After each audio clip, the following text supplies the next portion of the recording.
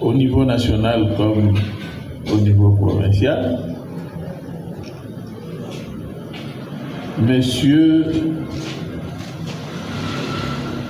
les agents et cadres de l'INPP, chers invités à vos titres et qualités, tout protocole respecté.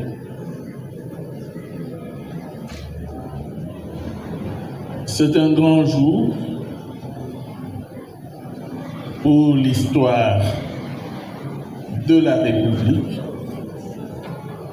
que de célébrer la continuité d'une action qui a été lancée par un esprit visionnaire. Je parle donc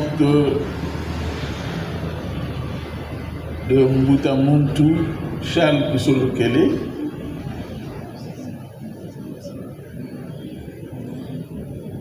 un des pionniers de notre indépendance, qui a participé au premier gouvernement,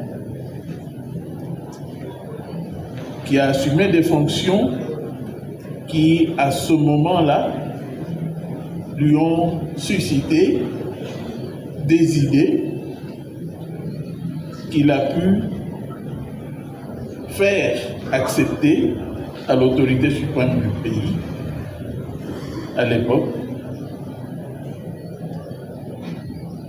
le père de l'indépendance, l'un des pères de l'indépendance, Joseph Kasavubu,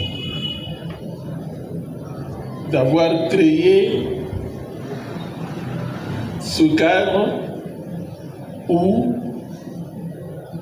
le personnel congolais le plus avancé à cette époque-là, vous vous souviendrez qu'à l'accession de notre pays à l'indépendance, le pays ne comptait que 4 diplômés universitaires.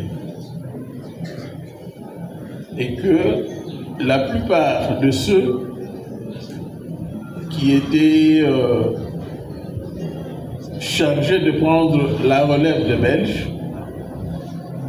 c'était les gens de la génération de mon père, c'était des gens qui ont fait l'école moyenne.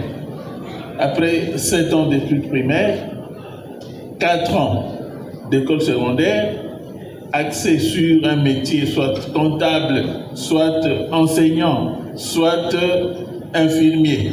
C'était les trois dignitaires de l'époque. Vous avez dans une famille un enseignant, vous avez dans une famille un comptable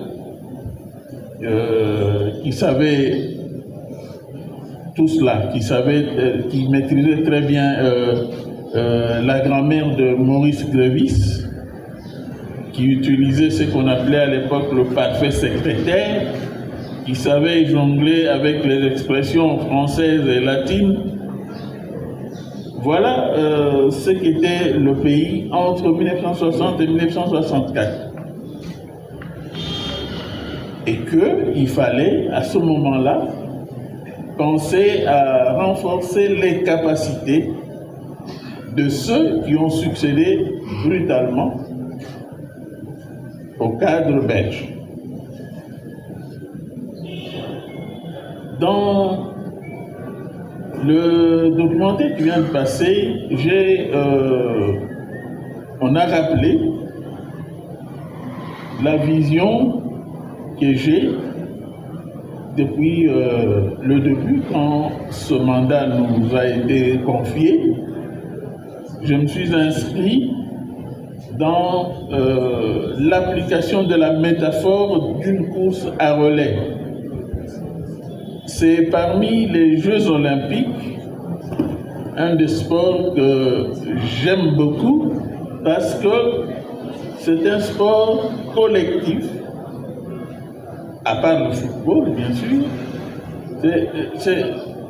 C'est un sport collectif où le succès vient de l'apport de tous, depuis le premier qui tient le relais, qui court, qui fait un effort jusqu'à un certain niveau de ses capacités, et il est relayé par un autre, ainsi de suite, et finalement,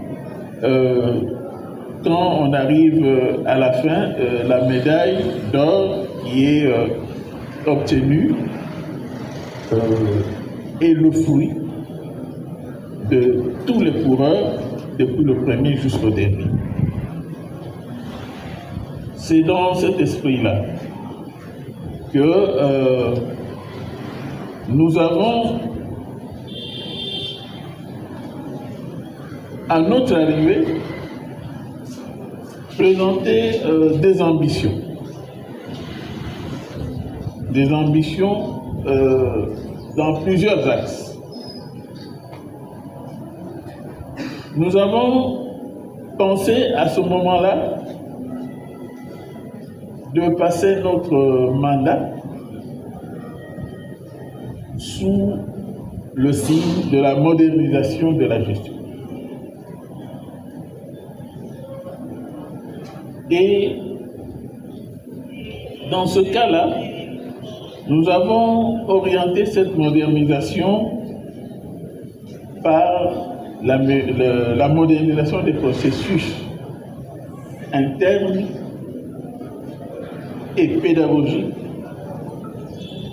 afin d'arriver petit à petit à une numérisation progressive de la gestion, de l'automatisation de certains processus et l'introduction de nouveaux outils de suivi.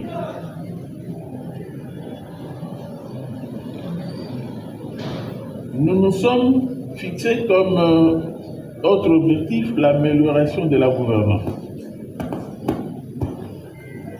Je crois que le documentaire qui est passé a essayé et les commentaires de certains intervenants ont essayé d'effleurer cela. Nous avons essayé dans ce domaine-là de réhabiliter la confiance à partir de l'élément principal dans tout développement. À tout développement, il y a au centre l'homme. Et lorsque l'homme est mis dans une position de pouvoir exploiter toutes ses potentialités, d'exploiter toutes ses richesses, il y a, parce que c'est ça la loi de la nature, il y a développement, il y a progrès lorsque l'homme est au centre de l'action sociale. Nous avons aussi misé sur le renforcement de la coopération stratégique. Comme nous l'avons dit, nous avons, en plus de la coopération traditionnelle, nous pouvons le dire, avec deux pays, la France et le Japon, nous nous sommes ouverts vers d'autres partenaires, entre autres les Suédois, les Chinois et d'autres qui sont en perspective, le Canada. Nous avions aussi misé sur l'intégration de l'innovation dans la gestion. à cette époque où nous sommes pris des cours par la nouvelle coqueluche de l'histoire moderne qu'on appelle intelligence artificielle, et nous devrions vraiment être compétitifs en nous mettant sur les ABC de la numérisation et de la maîtrise de l'outil informatique.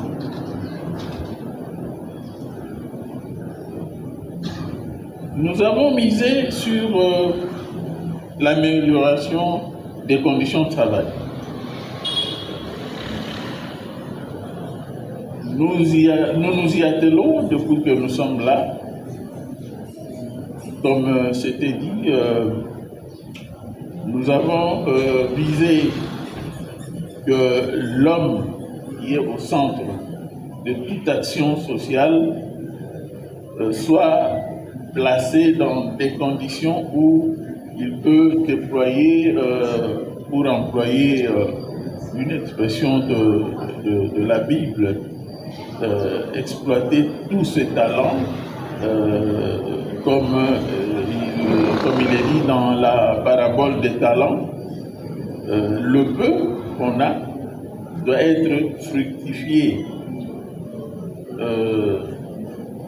Vous savez tous comment ce qui s'est passé avec celui qui avait reçu 5 talents, 2 talents, et l'autre le sort de celui qui avait reçu 1 talent et qui croyait que ce talent-là ne valait pas la peine d'être mis en valeur.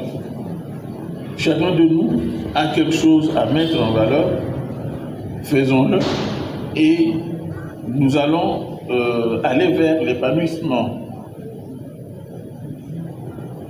Nous avons misé aussi sur la professionnalisation de nos équipes. Avec l'appui de nos partenaires, nous sommes en train d'entretenir notre noyau de formateurs et de maîtres formateurs, ce qui est un élément essentiel dans la survie de cet établissement et de l'accomplissement de ses missions selon les fondateurs. Nous avons misé aussi sur un redressement managérial.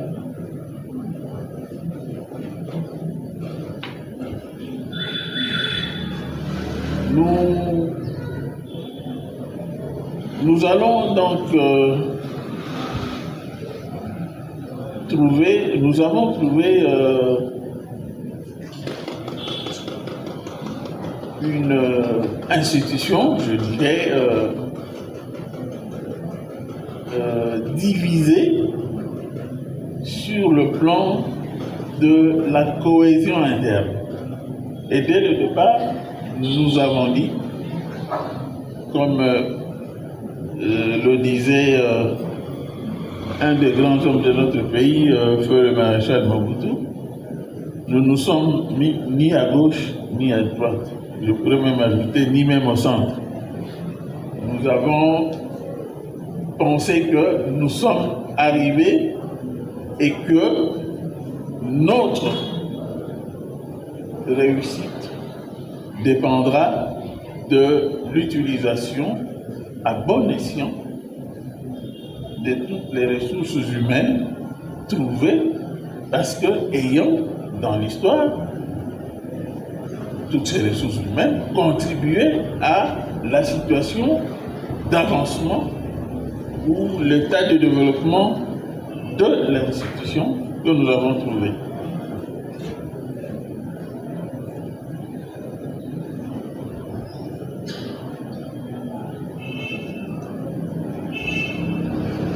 Nous Nous avons aussi misé sur la modernisation des infrastructures sur fonds propres. Nous avons essayé de faire en sorte de préparer déjà le fait que si un jour nos amis de toutes les coopérations se retiraient, nous serions en mesure de nous prendre en charge, et cela chaque fois qu'un directeur provincial me dit qu'ils ont l'ambition de faire ceci ou cela, surtout en matière d'infrastructure, je donne mon feu vert, allez-y. Parce que c'est ce qui va déterminer la consistance et l'existence de notre institution lorsque nos arrière-petits-enfants prendront la relève, parce qu'il faut savoir qu'un jour ça se fera comme ça. Ils vont nous bénir, ils vont dire que oui, ceux qui nous ont précédés nous ont mis en position de continuer une œuvre et de l'adapter à l'ère du temps.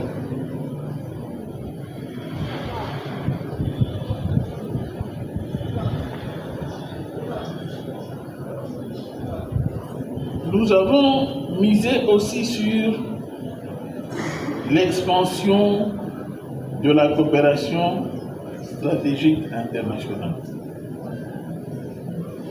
C'est ainsi que, en arrivant, j'ai mis à mes côtés dans mon équipe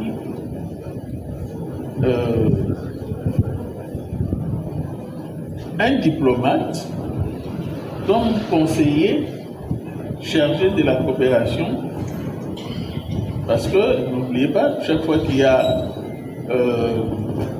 cette coopération que nous avons avec les partenaires, c'est une question d'intérêt.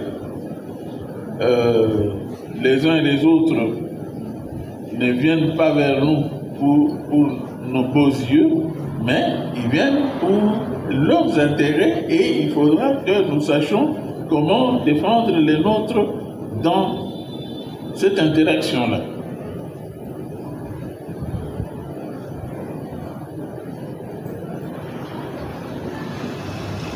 Nous sommes en train d'accomplir l'un des objectifs que nous nous sommes tracés de début, la digitalisation et la transformation des pratiques internes. Avec un exemple très simple. Nous sommes arrivés, nous avons trouvé tout un rayon plein de cartons qu'on appelle brevets ou certificats, je ne sais pas quoi là, datant même de 5 ans avant qu'on arrive, et qu'il fallait signer. Et à la main. Moi, j'ai dit à mon équipe, mais non, mais pourquoi ça doit continuer comme ça? Lorsque déjà au niveau du pays, on peut donner les résultats d'une grande épreuve nationale d'évaluation, comme les examens d'État. À notre époque, ça prenait 1 mois, à notre époque, dans les années 70. Après, ça commençait à prendre 3, 4 mois, 6 mois. Bon, là, on avait un peu régressé. Et puis après, évidemment, il y a un sursaut qui a fait que désormais, on peut, en une semaine, avoir les résultats de l'évaluation des examens d'État. Parce que nous sommes à l'époque de la digitalisation. Alors, j'ai dit que je vais signer, mais je crois que ce sera les derniers. Je vais signer jusqu'à me faire mal à la main. Et nous avons lancé le processus de la certification électronique qui a déjà été expérimenté et qui va d'un moment à l'autre, d'après le rapport que j'ai eu dernièrement de la part de la direction d'inspection et qualité, que nous sommes déjà avancés de ce côté-là pour faire en sorte que désormais, sur toute l'étendue de la République, les gens que nous formons peuvent facilement avoir le document qui montre qu'ils ont été formés et évalués à l'Institut national de préparation professionnelle.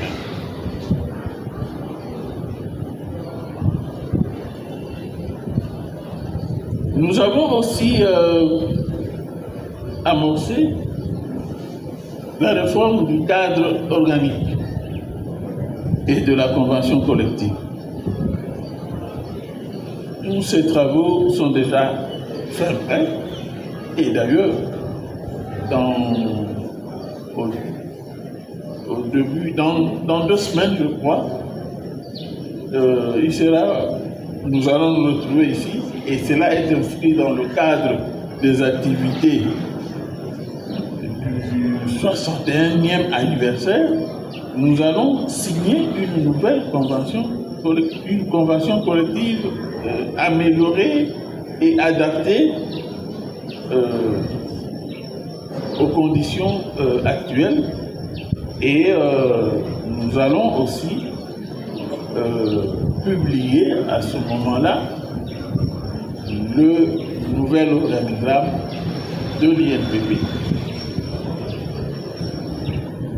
Pour terminer, nous n'allons pas terminer ce speech sans rappeler que l'évolution des tâches que nous confie notre société, notre gouvernement, exige que nous ayons les moyens, des gros moyens. Or,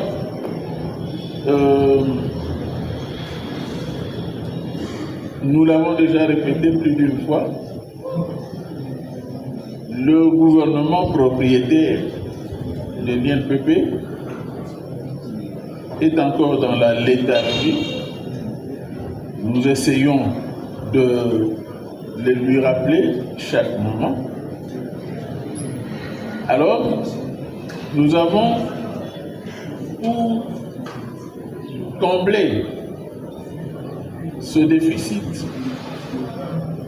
qui fait que nos besoins soient toujours inférieurs à nos moyens, nous avons pu obtenir au Conseil national du travail l'augmentation des cotisations patronales, ce que nous pensons être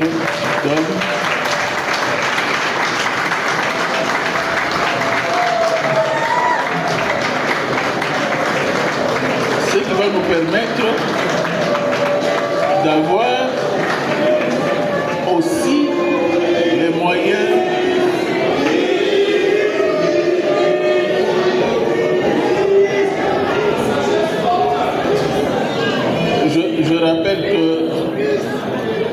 je rappelle que nous ne sommes pas au stade, nous sommes à l'INPP.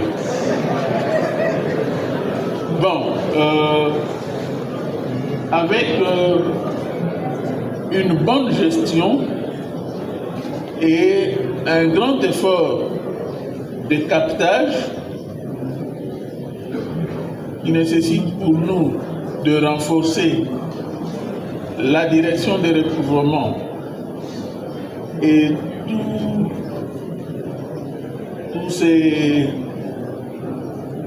ces émanations au niveau des provinces, si avec le travail qui s'est fait aussi au niveau du guichet unique, où il y a à revoir, nous pensons que avec une discipline dans la gestion des ressources financières, nous pourrions, si Dieu nous le permet, faire de grandes choses avec vous. Je vous remercie.